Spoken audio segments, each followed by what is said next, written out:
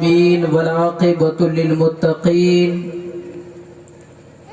والصلاة والسلام على رسوله سيدنا ومولانا محمد نور الأنوار وعلى آله وأصحابه وأهل بيته وعلماء أمته وقراء كتابه وعلينا معهم إلى يوم القرار. أما بعد فأعوذ بالله من الشيطان الرجيم. بسم الله الرحمن الرحيم. وبالوالدين إحسانا فإما يبلغن عندك الكبر أحدهما أو كلاهما فلا تقل لهما أف ولا تنهرهما. وقال الله تعالى في القرآن المجيد والفرقان الحميد والحمد لله رب العالمين. بنا بنا کر کے پلائی وہ ماں جس نے اپنے بیٹے کے وجود کے لیے اپنے وجود کو خطرے میں ڈالی، وہ ماں جس نے اپنے جگر کے خون کو دودھ بنا کر پلائی اور جوانی کے منزل پر کھڑا کی، تو رفیقان ملت اسلامیہ اسی ماں باپ کے حوالے سے اللہ رب العزت اپنے کلام بلیغ والفرقان حمید کے اندر ارشاد فرما رہا ہے. میرے رب کا ارشاد ہے وَبِالْوَالِدَيْنِ إِحْسَانًا فَإِمَّا يَبْلُغَنَّ عِندَكَ الْكِبْرَ أَحَدُهُمَا أَوْ كِلَاهُمَا فَلَا تَقُل لَّهُمَا أُفٍّ وَلَا تَنْهَرْهُمَا. رفیقان ملت اسلامیہ، آئیے اس کا ترجمہ بتانے سے پیش کر کسی شاعر نے کیا ہی خوب کہا کہ شعلوں پہ بھی رسول کی مدحت کریں گے ہم، شعلوں پہ بھی رسول کی مدحت کریں گے ہم، یوں ہی ادا بلال کی سنت کریں گے ہم. اے آنسو تمہاری بھی دعوت کریں گے ہم، جب روضہ رسول کی زیارت کریں گے ہم، جب روضہ رسول کی زیارت کریں گے ہم. اور دل کا عالم عجیب ہوتا ہے، دل کا عالم عجیب ہوتا ہے جب مدینہ قریب ہوتا ہے. جو جا کے طیبہ میں مرتا ہے وہ بڑا خوش نصیب ہوتا ہے، وہ بڑا خوش نصیب ہوتا ہے. رفیقان ملت اسلامیہ، آئیے میں بہت تیزی کے ساتھ آپ حضرات کو لے کر کے چلوں.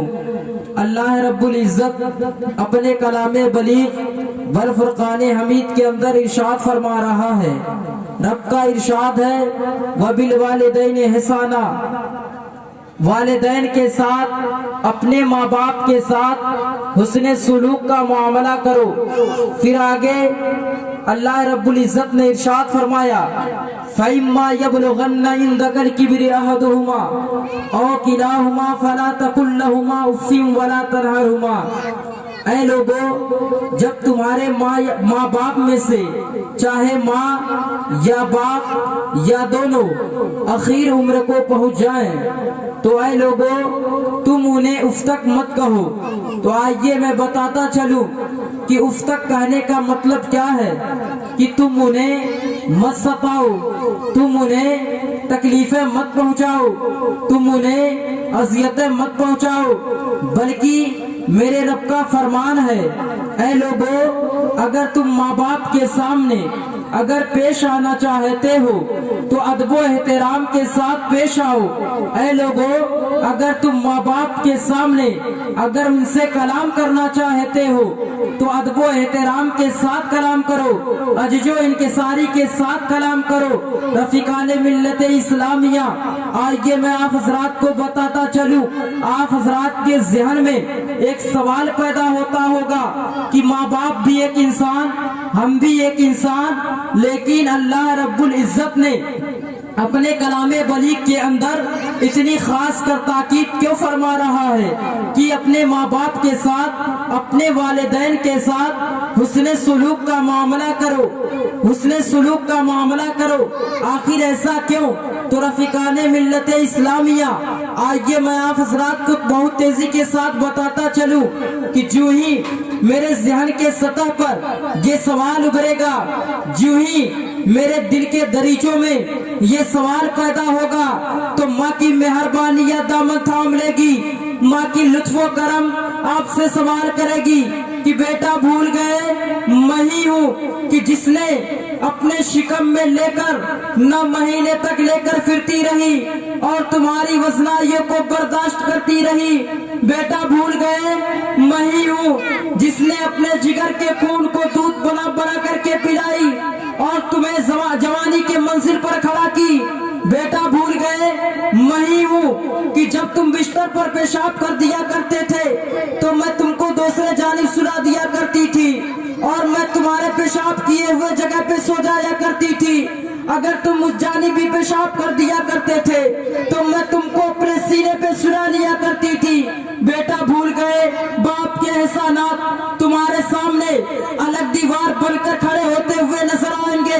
बाप की प्यार और मोहब्बत आपसे सवाल करेगी कि बेटा भूल गए मैं ही हूँ जिसने तुम्हारे पेट पालने के खातिर तुमको जिंदा रखने के लिए अजीजो अकारिब की मोहब्बत को छोड़कर अपना देश छोड़कर परदेश जाकर राहतो सुकून को कुर्बान करके अपने बदन के गर्मी को अपने बदन के खून को जला जला कर अपने बदन को गर्मी की तपिश देकर तुम्हारी परवरिश की है। लेकिन आज क्या हो रहा है कि उसके बावजूद भी इंसान अपने माँ बाप को सताते हुए नजर आ रहे हैं, अपने माँ बाप को तकलीफें पहुंचाते हुए नजर आ रहे हैं। रफीकाने मिल्लत इस्लामिया, आइए मैं आप हजरात को बताता चलूं, आप हजरात अपने अपने गिरिबान में झांक कर देखें कि आज हमारे सीनों में, आज हमारे दिलों में हमारे वालिदैन के लिए, हमारे माँ बाप के लिए कितनी मोहब्बतें हैं। अरे उन्होंने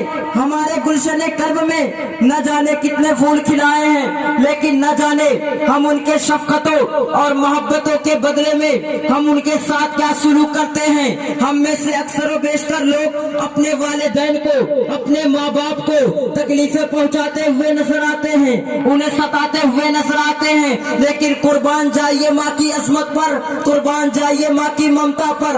माँ अपने दिल से कभी बद्दुआ नहीं देती है, बल्कि अपने बेटे के लिए दुआ करती है। ए रब्बे काबा, तुम मेरे लाडले को, तुम मेरे लख्ते जिगर को राहत और सुकून की जिंदगी अता करना, बल्कि ए खुदावंदे कुद्दूस, तू हमारे लाडले को हमेशा हमेशा सही और सलामत रखना। माँ ये दुआ करती हुई नजर आती है। रफीकाने मिल्लत इस्लामिया, आइए मैं बताता चलूं, आप हजरात को एक छोटे बच्चे को देखकर सबक हासिल करना चाहिए कि जब आपका बच्चा कहीं जाता है नए लिबास में मलबूस होकर या कहीं आता है तो आपका बच्चा धूल में बैठकर खेलता हुआ नजर आता है। जो ही आपकी नजर उस बच्चे पर पड़ती है तो आपका बच्चा दौड़ता हुआ आता है और आपसे निपट जाता है, मगर आप उस वक्त ये नहीं ख्याल करते हैं कि हमारे कपड़ों पर गर्दो गुबार लग रहे हैं, हमारे कपड़ों पर शिकने पड़ रहे हैं, बल्कि उस वक्त आप अपने बेटे को मोहब्बत से गोद में उठा लेते हैं। मगर कुर्बान जाइए उस माँ बाप पर, कभी आपने ये सोचा कि जिस तरह से आज मैं अपने बेटे से लाडो प्यार कर रहा हूँ, जिस तरह से आज मैं अपने बेटे को उल्फत और मोहब्बत की गुलशन में घुमा रहा हूँ, उसी तरह से एक दिन ऐसा भी आया होगा कि मेरे वालिदैन भी, मेरे माँ बाप भी मुझे उल्फत और मोहब्बत के गुलशन में घुमाए होंगे, मुझे भी उल्फत और मोहब्बत भरी नजरों से देखे होंगे। अल्लाह अकबर। आप अपने बेटे को जब भी भूखा देखते हैं तो आप तलमला उठते हैं, उसकी भूख आपसे देखी नहीं जाती। उस वक्त आप धूप और गर्मी की परवाह नहीं करते हैं, धूप में लोगों का काम करने लगते हैं, अपने खुद भूखे रहते हैं, लेकिन आप अपने बेटे को खिलाते हैं। मगर कभी आपने ये सोचा कि जिस तरह से आज मैं अपने भूखे रहकर मैं अपने बेटे को खिला रहा हूँ, उसी तरह से एक दिन ऐसा भी आया होगा कि मेरे माँ बाप भी, मेरे वालिदैन भी अपने भूखे रहकर मुझे शिकम शेर किए होंगे, मुझे शिकम शेर किए होंगे, अपने गम में रहकर मुझे खुश रखे होंगे। लेकिन आज क्या हो रहा है कि उसके बावजूद भी लोग अपने माँ बाप को तकलीफें पहुंचाते हुए नजर आ रहे हैं, अजियतें पहुंचाते हुए नजर आ रहे हैं। रफीकाने मिल्लत इस्लामिया, आप इस वाकया से अंदाजा लगा सकते हैं कि एक माँ किस कदर अपने बच्चों के साथ भीख मांगने के लिए आई, मैंने उसे 3 खजूरें दी। उस औरत ने अपने दोनों बच्चों को खजूर दे दी और एक खजूर अपने मुंह में डाल ली। तब तक कि दोनों बच्चे जल्दी से खजूर खाकर माँ के मुंह को देखने लगे। माँ भी खजूर मुंह में डाल चुकी थी, लेकिन अभी हलक के नीचे भी उतारी भी नहीं थी। तब तक कि दोनों बच्चे खजूर जल्दी से खाकर माँ की मुंह को जब तक देखने लगे तो माँ को ये गवारा न हुआ कि माँ खजूर को हलक के नीचे उतार ले। माँ का दिल दहल गया, माँ का कलेजा दहल गया। माँ दोबारा खजूर को मुंह से बाहर निकालती है और अपने दोनों जिगर गोशों को तकसीम कर देती है। इसीलिए तो खालिक के कायनात ने इरशाद फरमाया, वो बिल वालिदैन एहसाना, अपने माँ बाप के साथ उसने सुलूक का मामला करो, यहाँ तक कि जब उन दोनों में से कोई एक या दोनों या दो आखिर उम्र को पहुंच जाए तो ऐ लोगों, तुम उन्हें उफ तक मत कहो, तुम उन्हें तकलीफें मत पहुंचाओ, तुम उन्हें अजियतें मत पहुंचाओ। रफीकान मिल्लत इस्लामिया, अल्लाह रब्बुल इज्जत ने माँ के दिल को इतना नरम अता किया, इतना नरम बनाया, मोम से भी ज्यादा नरम बनाया और माँ के दिल में समंदर के सैलानी से भी ज्यादा मोहब्बत की रवानी अता की। रफीकान मिल्लत इस्लामिया, आप देख रहे हैं आइए मैं डेली इस्लामिक रफीकान मिल्लत इस्लामिया चैनल को जरूर सब्सक्राइब करें, बेल अल्लाह रब्बुल इज्जत अपने कलाम बलीग वल फुरकान हमीद पे इरशाद फरमा रहा है। इरशाद रब्बानी है, इन्नद्दीन इंदल्लाहिल इस्लाम, बेशक मेरे रब के नजदीक अगर दीनों में कोई पसंदीदा दीन है, अगर मजहबों में कोई पसंदीदा मजहब है मेरे रब के नजदीक तो मजहब इस्लाम है। यानी मजहब इस्लाम ही मेरे रब के नजदीक एक दीन है। रफीकान मिल्लत इस्लामिया, मजहब इस्लाम एक ऐसा मजहब है जो चलने का तरीका बताता है तो सुन्नत रसूल के मुताबिक, बैठने का तरीका बताता है तो सुन्नत रसूल के मुताबिक, आपस में मिलने का तरीका बताता है तो सुन्नत रसूल के मुताबिक, चलने का तरीका बताता है, खाने का तरीका बताता है, पीने का तरीका बताता है तो सुन्नत रसूल के मुताबिक मजहब इस्लाम का पैगाम है। मजहब इस्लाम अमन और शांति का पैगाम देता है, चैन और सुकून का पैगाम देता है। मजहब इस्लाम का नाम ही अमन और शांति है, चैन और सुकून है। रफीकान मिल्लत इस्लामिया, अब ये देखिए कि इस्लाम कैसे आया। तो इसी इस्लाम के खातिर हजरत इमाम हसन हुसैन के गर्दन मैदान करबला में कट गए। इसी मजहब इस्लाम के खातिर हजरत कासिम की जवानी मैदान करबला में लुट गई। इसी मजहब इस्लाम के खातिर हजरत अली असगर की मासूमियत मैदान करबला में बिखर गई।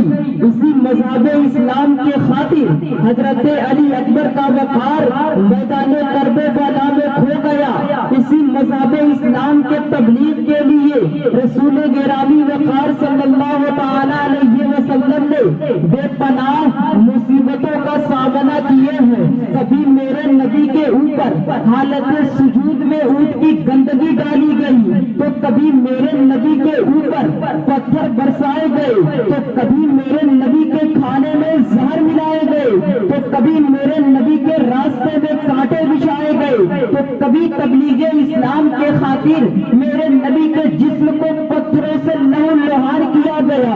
एक तक महदूद नहीं बल्कि मक्के से इस्लाम चला है। आइए आज मैं इस्लाम से पूछता हूँ, इस्लाम जब तूने मक्के से चला तो तेरे साथ लोग कैसे थे? अमीर थे या गरीब थे, सरमायादार थे या मुफलिस थे? तो इस्लाम जवाब देता है, ए पूछने वाले सुनो सुनो, अरे मेरे साथ तो ऐसे लोग थे जिनके घरों में हफ्ता भर धुआं नहीं उठता था। अरे गरीबी का आलम ये था कि लड़ने को तलवार नहीं, चढ़ने को सवारी नहीं, खाने को कुछ सामान नहीं, پوچھ لیا اے اسلام جب تیرے ساتھ ایسے لوگ تھے تو پھر تو کیسے پوری دنیا میں پھیل گیا؟ تو اسلام جواب دیتا ہے اے پوچھنے والے سنو ارے میں ریال کا مذہب نہیں ہوں، ارے میں فاطمہ کے لال کا مذہب ہوں۔ ارے ریال کا مذہب تو مل سکتا ہے لیکن فاطمہ کے لال نے جس مذہب کو سیچا ہے اسے کوئی نہیں مٹا سکتا، اسے کوئی تباہ برباد نہیں کر سکتا۔ اللہ اکبر کہ میں نے اسلام سے پوچھا اے اسلام جب تو نے مکے سے چلا تو تیرے دشمنوں نے تیرے ساتھ کیا کیا؟ تو اسلام نے جواب دیا کہ میرے دشمنوں نے میرے ساتھ سب کچھ کیا، پوری دنیا ایک طرف اسلام کے ماننے والے 313 ایک طرف پیغمبر اسلام نے کھجور کے ٹہنیوں کو کاٹ کر دیتے فرماتے گزر یہ تیری تلوار، امر یہ تیری تلوار، آس یہ تیری تلوار، سعد بن ابی وقاص پہ یہ تیری تلوار، سعید بن زید یہ تیری تلوار۔ پوری دنیا دیکھ رہی ہے کہ میرے نبی کھجور کے ٹہنیوں کو تلوار دے رہے ہیں کہ میں نے پڑھ کر صحابہ کرام سے پوچھ لیا اے صحابہ کرام تو نے کھجور کے ٹہنیوں کو تلوار کیسے مانا؟ تو صحابہ کرام نے جواب دیا جب میرے نبی نے فرمایا تلوار تو یہ تلوار ہی کی کام کرے گی۔ رفیقان ملت اسلامیہ اور اسی طریقے کو زندہ رکھا ہمارے پیارے مجاہد ملت نے۔ وہ کوئی اسلحہ نہ دیا جس کو گورنمنٹ حکومت کو اعتراض ہو، بلکہ فرمایا لے یہ بیلچہ تھا، اگر تجھے پیاس لگے تو پانی پی لینا، اگر بھوک لگے تو آٹا سان لینا، اگر نماز کا وقت ہو جائے تو اس سے وضو کر لینا، اور اگر کوئی کفر چیلنج کر دے تو لے کر میدان میں اتر جانا۔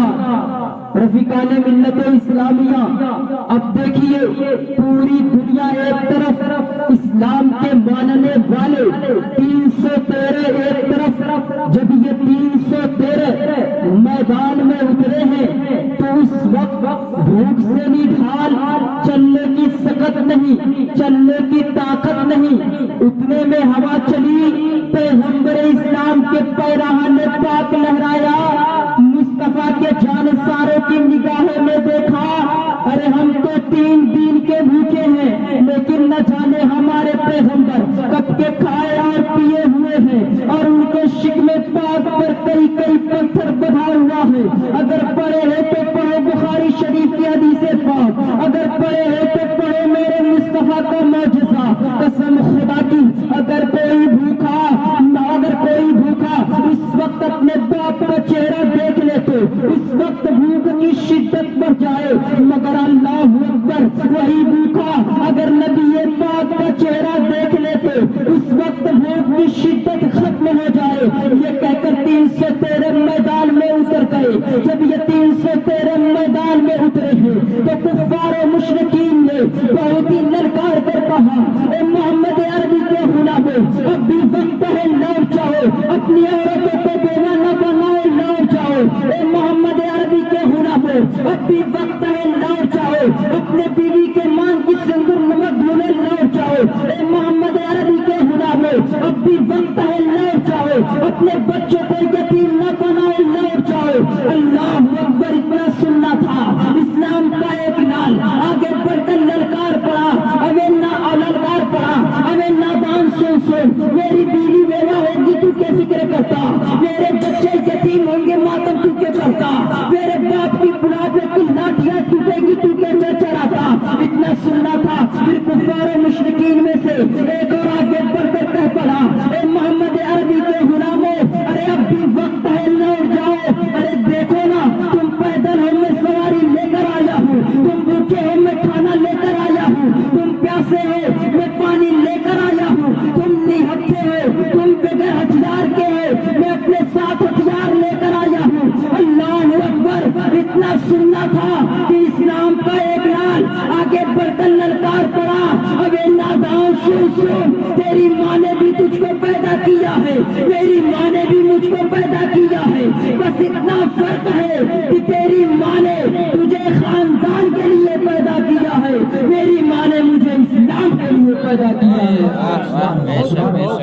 رفقان ملت اسلامیہ وقت کی قلت ہے،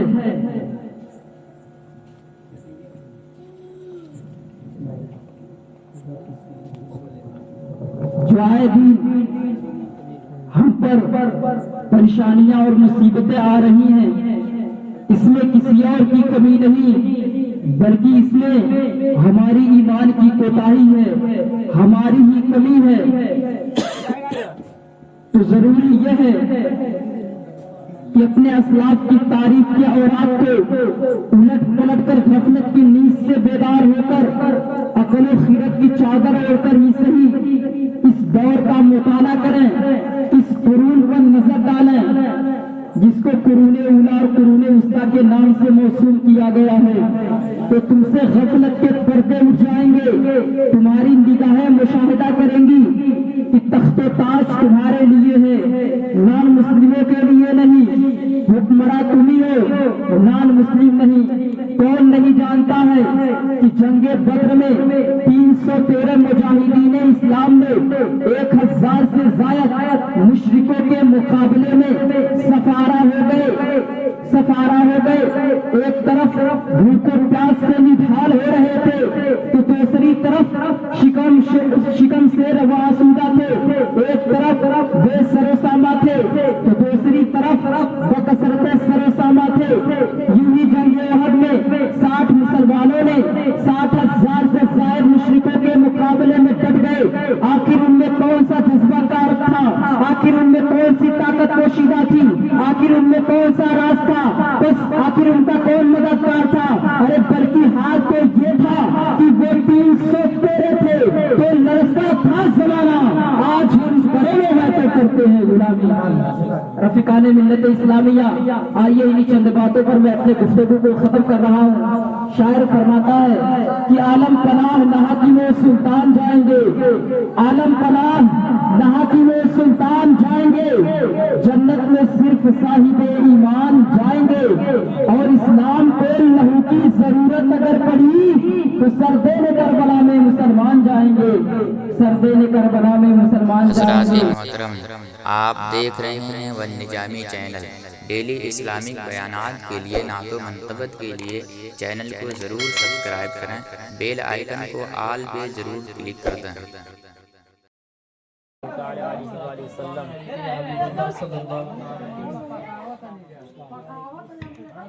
رفیقان ملت اسلامیہ، بخوبی آپ حضرات کو معلوم ہے کہ یہ جو مہینہ چل رہا ہے یہ ربیع الاخر یعنی حضور غوث پاک رضی اللہ تعالی عنہ کا مہینہ ہے۔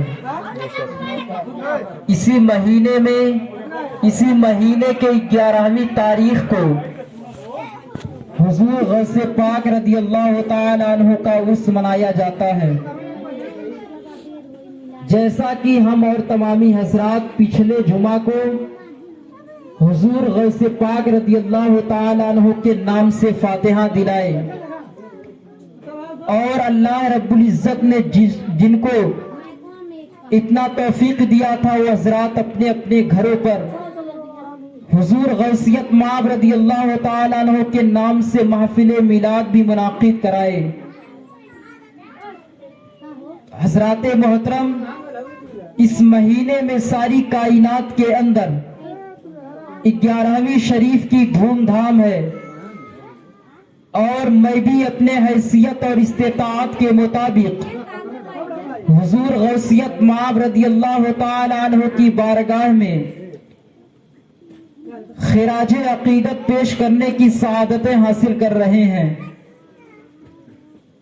آپ حضرات کے سامنے میں نے جو آیت کریمہ پڑھی ہے وہ آیت کریمہ حضور غوث پاک رضی اللہ تعالی عنہ کے نام سے منسلک ہے۔ حضور غوث پاک رضی اللہ تعالی عنہ کا مرتبہ میں کیا بیان کر سکتا۔ اعلیٰ حضرت، عظیم البرکت، رفیع الدرجت، کنز الکرامت، جبل الاستقامت، مولانا شاہ امام احمد رضا خان علیہ رحمت و رضوان بریلی شریف کی دھرتی سے یہ پکار رہے ہیں حضور غوث پاک کے بارے میں کہ واہ کیا مرتبہ اے غوث ہے بالا تیرا. بول دیجئے سبحان اللہ. واہ کیا مرتبہ اے غوث ہے بالا تیرا, اونچے اونچوں کے سروں سے قدم والا تیرا. واہ کیا مرتبہ اے غوث ہے بالا تیرا, اونچے اونچوں کے سروں سے قدم والا تیرا. ارے سر بھلا کیا کوئی جانے کی ہے کیسا تیرا, ارے اولیاء ملتے ہیں آنکھیں وہ ہے تلوا تیرا. اولیاء ملتے ہیں, اولیاء ملتے ہیں آنکھیں وہ ہے تلوا تیرا.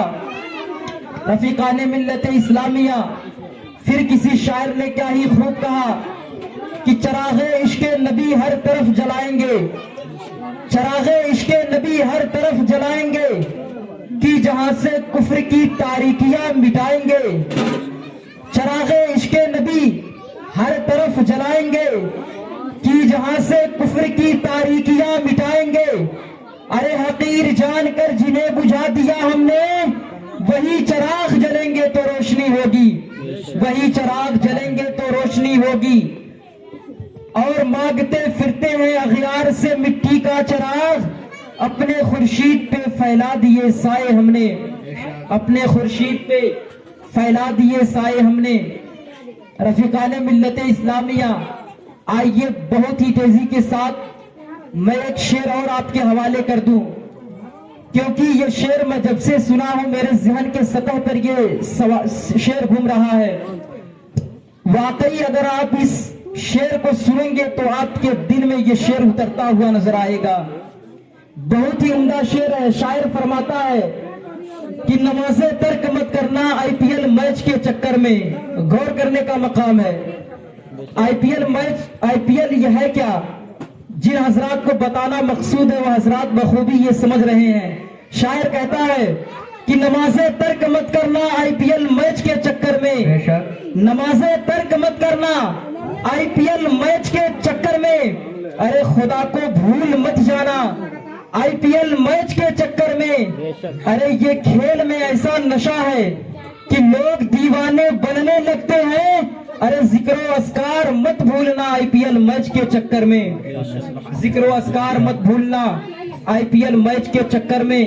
رفیقان ملت اسلامیہ, آئیے میں بہت تیزی کے ساتھ آپ حضرات کو اپنے گفتگو کی طرف لے کر چلتا ہوں.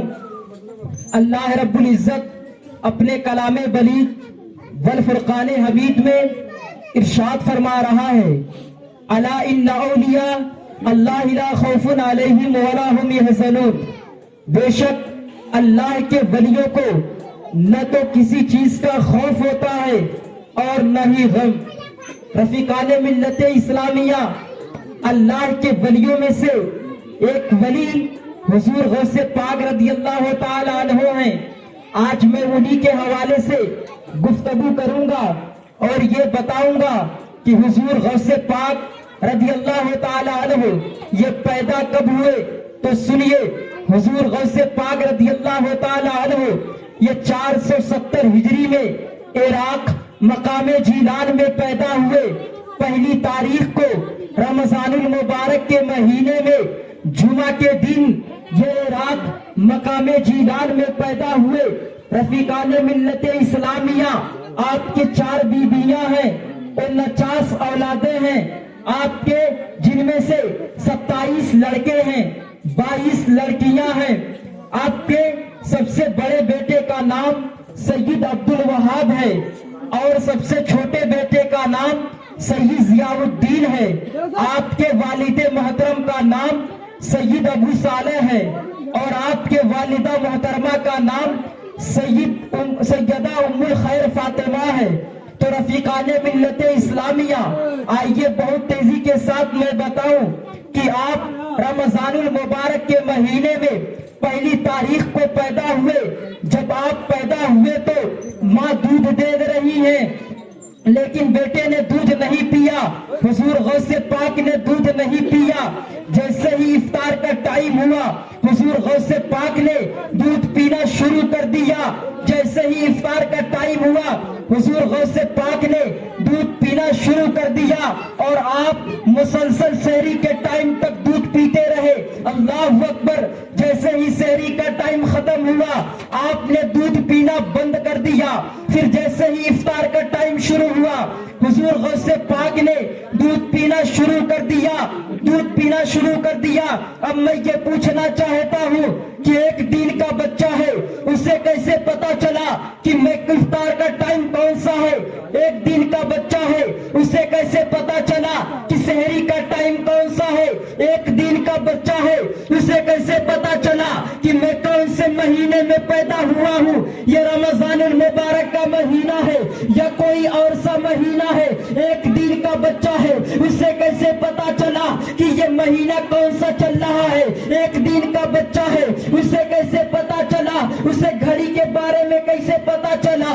ایک دن کا بچہ ہے اسے ٹائم ٹیبل کے بارے میں کیسے پتا چلا؟ تو دنیا والوں کو بتانا کیا تھا کہ اے لوگوں، ارے نبی کے گھرانے میں جو بھی بچہ پیدا ہوتا ہے اگر وہ بچہ ایک دن کا ہے تو بھی وہ شریعت مصطفیٰ پر عمل کرتا ہوا نظر آتا ہے. اگر وہ بچہ 2 دن کا ہے تو بھی وہ شریعت مصطفیٰ پر عمل کرتا ہوا نظر آتا ہے. اگر وہ بچہ 10 دن کا ہے تو بھی وہ شریعت مصطفیٰ پر عمل کرتا ہوا نظر آتا ہے. سبحان اللہ. رفیقان ملت اسلامیہ، دنیا والوں کو بتانا کیا تھا؟ ایسے ہی 29 روزے پورے ہو جاتے ہیں تو کہیں سے چاند نظر نہیں آتا ہے. اب چاند کی باری آ جاتی ہے، لوگوں میں اختلاف ہو جاتا ہے. کچھ لوگ کہتے ہیں کہ کل عید منا لی جائے، کچھ لوگ کہتے ہیں کہ نہیں منائی جائے. جو لوگ روزے کم رکھا کرتے تھے انہوں نے سوچا کہ عید منا لی جائے تاکہ جو ہمارا کھانا پینا یہ بند ہے وہ کھانا پینا چالو ہو جائے، وہ کھانا پینا شروع ہو جائے. مگر اللہ اکبر، جو لوگ روزے زیادہ رکھا کرتے تھے انہوں نے سوچا کہ ایک دن کا روزہ اور رکھ لیا جائے تو بات اچھی ہو جائے گی. یہ بات چل رہی تھی کہ اب لوگ جمع ہوتے ہیں، ہونے کے بعد اب آپس میں مشورہ کرتے ہیں کہ چلو قاضی صاحب کے بارگاہ میں چلتے ہیں اور انہی سے پوچھیں گے، اے قاضی صاحب ذرا بتاؤ کل عید ہوگی یا نہیں ہوگی؟ اب سارے لوگ اکٹھے ہو جاتے ہیں. ہونے کے بعد قاضی صاحب کے بارگاہ میں پہنچ جاتے ہیں. پہنچنے کے بعد عرض کرتے ہیں، اے قاضی صاحب ذرا بتاؤ کل عید ہوگی یا نہیں ہوگی؟ قاضی صاحب بولے نہیں ہوگی. اللہ اکبر. یہ لوگوں میں یہ بات چل رہی تھی تب تک کہ لوگوں میں اعلان ہو گیا کہ اے لوگوں، نبی کے گھرانے میں ایک بچہ پیدا ہوا ہے، آل رسول میں ایک بچہ پیدا ہوا ہے، سیدوں میں ایک بچہ پیدا ہوا ہے جو دودھ نہیں پیتا ہے، روزے کی حالت میں پیدا ہوا ہے. ارے جاؤ اس کے گھر جا کر کے پوچھو، اگر اس بچے نے دودھ پی لیا ہے تو سمجھ لو کل کو عید ہے، اگر دودھ نہیں پیا ہے تو سمجھ لو کل عید نہیں ہے. اللہ اکبر. اتنا سننا تھا. اب سارے لوگ جمع ہو جاتے ہیں. جمع ہونے کے بعد حضور غوث پاک کے دروازے پر پہنچ جاتے ہیں. پہنچنے کے بعد دروازے پر دستک دیتے ہیں تو آپ کے والد گرامی باہر نکل کر آتے ہیں. تو لوگوں نے عرض کیا، ارے میں نے سنا ہے کہ تمہارے گھر میں ایک بچہ پیدا ہوا ہے جو دودھ نہیں پیتا ہے، ارے روزے کی حالت میں پیدا ہوا ہے. اللہ اکبر. اتنا سننا تھا تو آپ کے والد گرامی عرض کرتے ہیں، ہاں پیدا ہوا ہے. تو لوگوں نے دریافت کیا، ارے ذرا اپنے گھر میں جا کر کے پوچھو کہ اس بچے نے دودھ پی لیا ہے یا نہیں. تو آپ کے والد گرامی جاتے ہیں، جا کر کے گھر میں پوچھتے ہیں تو والدہ نے جواب دی کہ میرے لال نے دودھ پی لیا ہے، ایسا کرو کہ عید منا لی جائے. اللہ اکبر. یہ ہے غوث پاک. ارے بڑے پیر دنیا جسے کہے گی، حضور غوث پاک دنیا جسے کہے گی. حضور غوث پاک کہتے ہیں، ارے میں شریعت کا اتنا خیال رکھتا ہوں، اتنا خیال رکھتا ہوں کہ اے لوگوں، اگر تم مجھ سے محبت کرنے والے ہو، اگر تم مجھ سے پیار کرنے والے ہو تو تم بھی شریعت مصطفیٰ پر عمل کرتے ہوئے نظر آؤ گے. رفیقان ملت اسلامیہ، یہ ہے حضور غوث پاک رضی اللہ تعالیٰ عنہ کے بچپنے کا عالم. اگر آپ جوانی پہ چلے جائیں تو کیا عالم ہوگا. تو حضرات محترم وقت کی قلت ہے, آئیے انہی چند باتوں پر میں اپنی گفتگو کو ختم کر رہا ہوں. اللہ توفیق دے الا باللہ. استغفر اللہ ربی من کل ذنب و